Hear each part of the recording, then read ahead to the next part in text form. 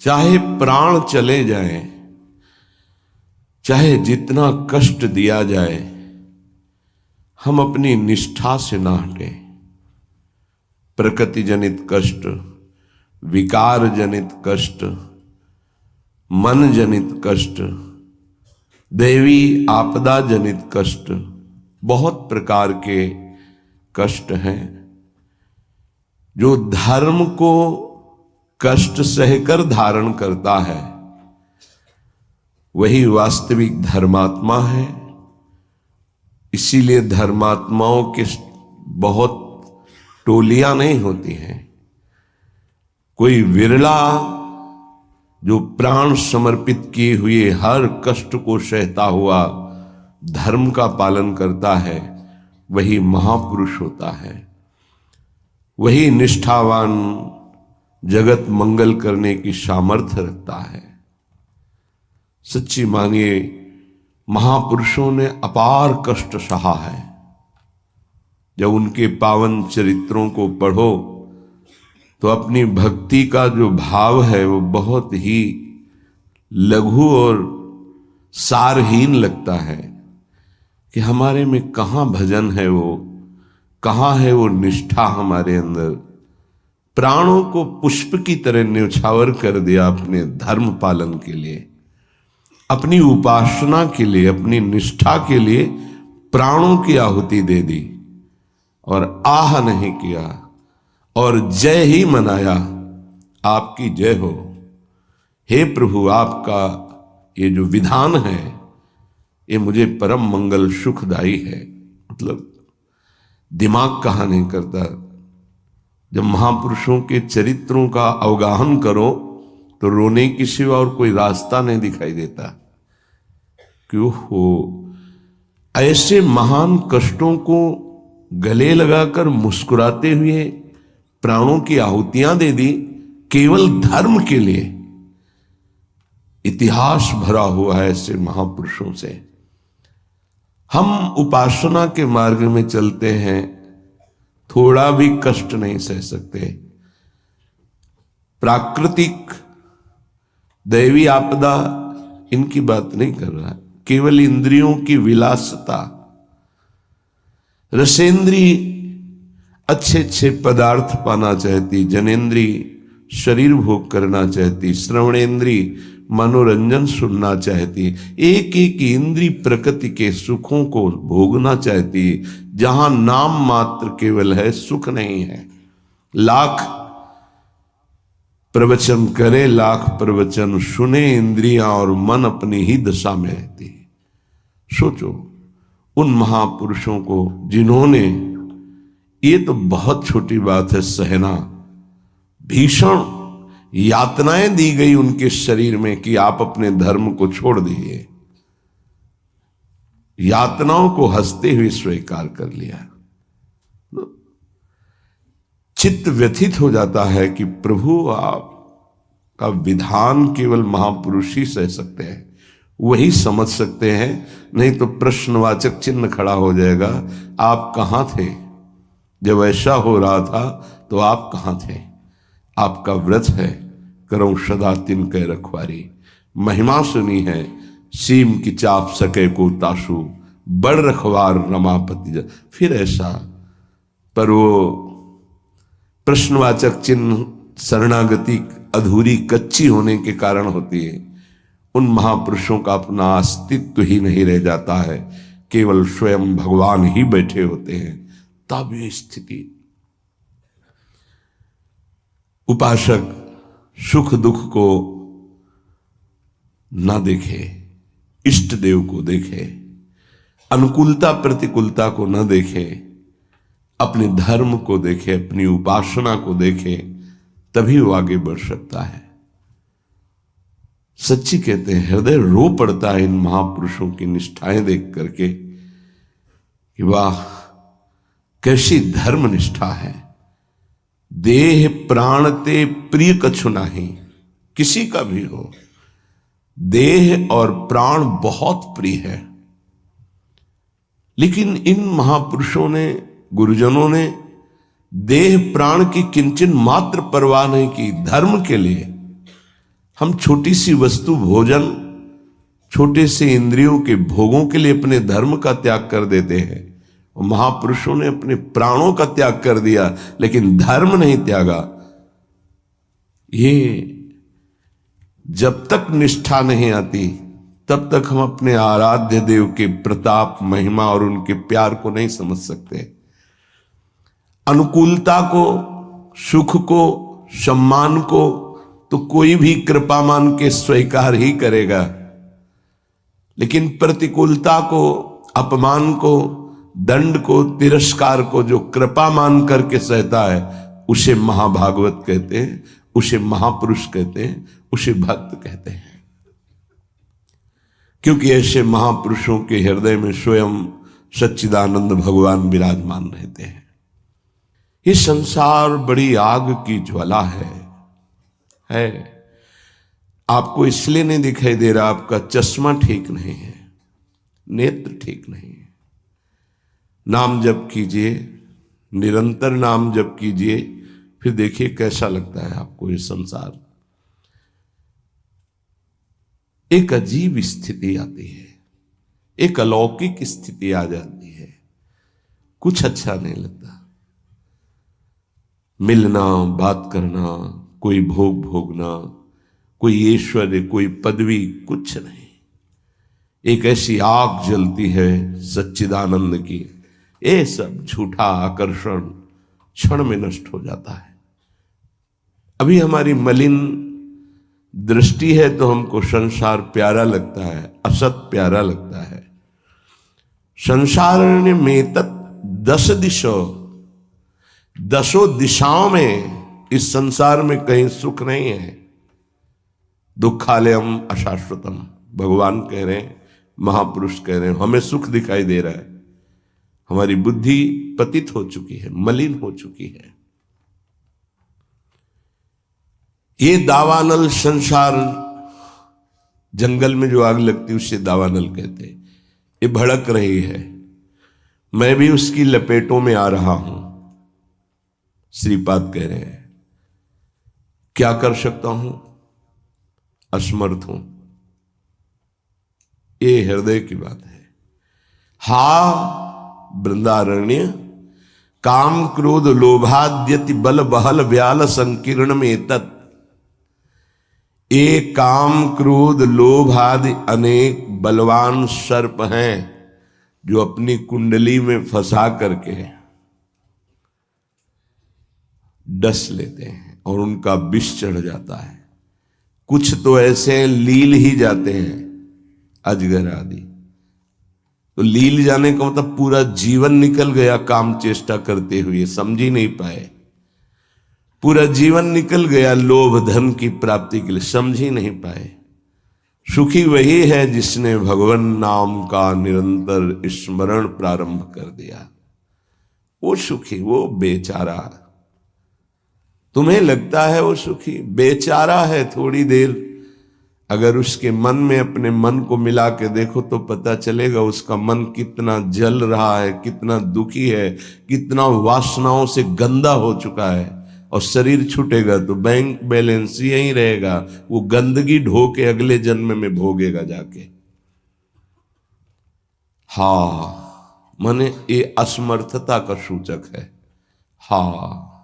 वृंदारण्य किम कुर्मः, मैं क्या करूं, कुत्र यामो, कहां जाऊं, आपकी शरण ले लिया हूं। ये काम क्रोध लोभ आदि ये हिंसक पशुओं की तरह हम पर टूट पड़े हैं। या ब्याल, वहल ब्याल संकीर्ण में तत्, इन्होंने हमें फंसा लिया है। देखो महापुरुष ये निर्विकार हैं, ये हमारी स्थिति को भांप कर बोल रहे हैं ऐसा। ये काम क्रोध लोभ आदि ये ब्याल सर्प की तरह मुझे अपने में बांध लिया है। जब सर्प बांधता है तो प्रतिपल वो अपने पाश से कसता जाता है, उसकी हड्डियां चूर चूर होती जाती है, फिर वो उसे निगल जाता है। ऐसे ही काम क्रोध लोभ मोह मद मत्सर ये ब्याल की भांति हमको फंसा चुके हैं। हम असमर्थ हो चुके हैं और हमको डस लिया है, इसलिए जहर चढ़ गया है, मेरे को कोई झुका नहीं सकता, मैं धनी हूं, ऐसे न जाने कितने जहर की तरंगें उठ रही हैं। कहां जाऊं, क्या करूं? हे हरि, हे हरि, हे वृंदावन धाम, आपके सिवा मुझे कोई शरण में स्वीकार नहीं कर सकता। पक्का कोई स्वीकार नहीं, सब स्वार्थ के वशीभूत है, सब असमर्थ हैं। कौन मेरी रक्षा कर सकता है? क्योंकि अगर किसी को पुकारूं कि मेरी काम से रक्षा कर दो तो खुद काम से पीड़ित है। किसी को कहो कि मुझे क्रोध और मद से हटा दो, बचा लो, तो इस संसार में कोई नहीं बचा सकता। दो ही हैं बचाने वाले, हरि या हरि के प्रेमी जन, दूसरा कोई नहीं। तुम तुम्हार सेवक असुरारी, स्वार्थ रहित जग जुग उपकारी। जुग माने दो। स्वार्थ रहित अगर कोई उपकार कर सकता है, मुझे बचा सकता है, तो भगवत प्रेमी महात्मा या स्वयं श्री भगवान। इसलिए हा हरि, हा हरि, यामो हरि हरि शरणम स्वस्य पश्यामि नान्यत्। मैं देख रहा हूं कि मुझे कोई स्वीकार नहीं कर सकता। अच्छे सद्गुण और स्वार्थ की पूर्ति होती हो तो सब हाथ मिला लेंगे, लेकिन जब दुर्गुण अपने ऊपर शासन कर रहा हो और किसी की स्वार्थ की पूर्ति हमसे न हो तो हमसे कोई बात नहीं करेगा, कोई नहीं बात करेगा। किसी से हम बात करना चाहें तो वो घृणा और त्याज्य भाव से देखेगा, है गंदा आदमी, क्या है इसके पास। लेकिन ऐसे को भी अगर कोई गले लगाता है तो दो, एक भगवत प्रेमी महात्मा और एक भगवान, दूसरा कोई नहीं। भगवत प्रेमी महात्मा और भगवान कहने को दो हैं, वो एक ही हैं। या तो हित तो कीजे कमल नयन सो, जा हित आगे सब हित लागे फीको, कह हित कीजे साधु संगति दो, जो कलमश जाए सब जी को। दो की ही बात स्वामी हरिदास जी महाराज ने भी की है। या तो कमल नयन बांके बिहारी से अपनापन कर लो, हित कर लो, प्रीति कर लो, वो स्वीकार कर लेंगे, आप कैसे भी हो वो गले लगा लेंगे। और या साधु संगति सो, वो भगवान और भगवान के जनों में अभेद है, तस्मित् तज्जने भेदा भावात्, वो वही हो जाता है उनके चिंतन के प्रभाव से। तो जैसा स्वामी का स्वभाव वैसा सेवक का स्वभाव, जैसा स्वामी का प्रभाव वैसा सेवक का प्रभाव हो जाता है। हरि और हरि प्रेमी संत जन, ये दो ही हैं जो शरण में स्वीकार करके महापापी को भी परम पद में आरूढ़ कर देते हैं। इसलिए हे वृंदावन धाम, आपसे प्रार्थना करता हूं, आप मुझे स्वीकार कर लीजिए और भगवत प्रेमी महात्माओं का संग दीजिए। धन्य है वो, प्रशंसनीय है जिन्होंने आपकी कृपा प्राप्त कर ली है। वृंदावन की कृपा रसिक संग सुखकारी, पक्का समझना। श्रीधाम वृंदावन श्री लाडली जी की कृपा से आना होता है, और धाम की कृपा से भगवत प्रेमी महात्मा का संग मिलता है। ये धाम के शरणागत जितने प्रेमी जन हैं, धाम कृपा न करे तो पास से निकल जाएंगे, आप जान भी नहीं पाओगे। जब धाम कृपा करता है तो प्रकाशित कर देता है। जिसका कल्याण करवाना होता है उसके सामने उसका वैभव, उसका प्रभाव, जिससे उसकी श्रद्धा और विश्वास दृढ़ होकर उनके चरणों में समर्पित हो जाए। जब किसी महापुरुष का आश्रय दृढ़ हो जाता है तो फिर एक काम, क्रोध, लोभ, मोह, मद मत्सर थर्राने लगते हैं। इनकी सामर्थ्य नहीं होती। ये भगवत शरणागत पर तो परीक्षार्थ प्रभाव दिखा सकते हैं, लेकिन भगवत प्रेमी महात्मा की शरणागति जिसने स्वीकार की, वहां परीक्षा भी नहीं, क्योंकि उनकी दृष्टि रहती है। हम तभी परास्त होते हैं जब उनकी अवहेलना कर देते हैं। महापुरुषों की अवहेलना ही काम क्रोध लोभ आदि को आक्रमण करने का अवसर देती है। यदि हम महापुरुषों के अधीन वृत्ति रखें तो काम क्रोध आदि की वृत्ति का प्रवेश भी नहीं हो सकता। बड़ी सामर्थ्य है भगवत प्रेमी महात्माओं के सानिध्य में, सच्ची बात मानना। क्योंकि अनंत महिमा युक्त प्रभु का नाम, प्रभु के चरणारविंद का आश्रय दृढ़ होता ही उन्हीं से है। भजन न होई संग बिनु भजन बिना नहीं प्रेम।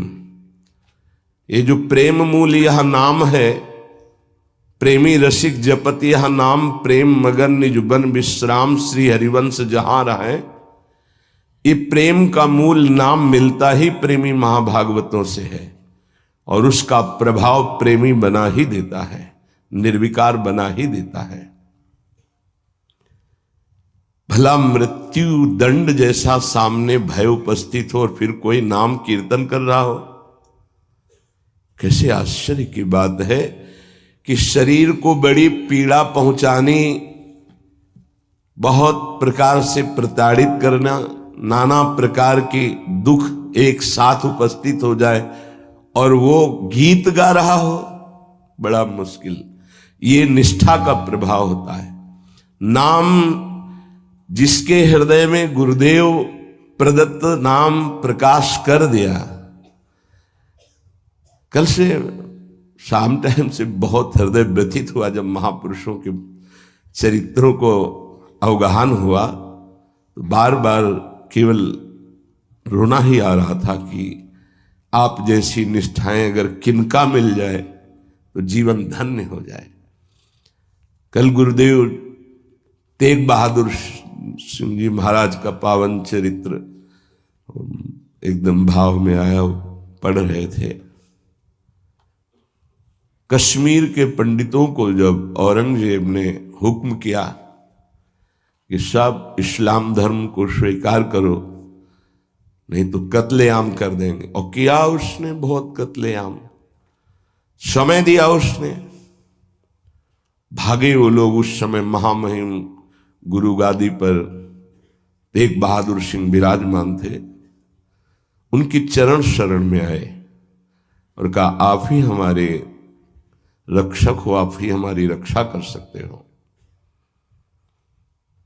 उन्होंने कहा जाओ और बादशाह से कह दो।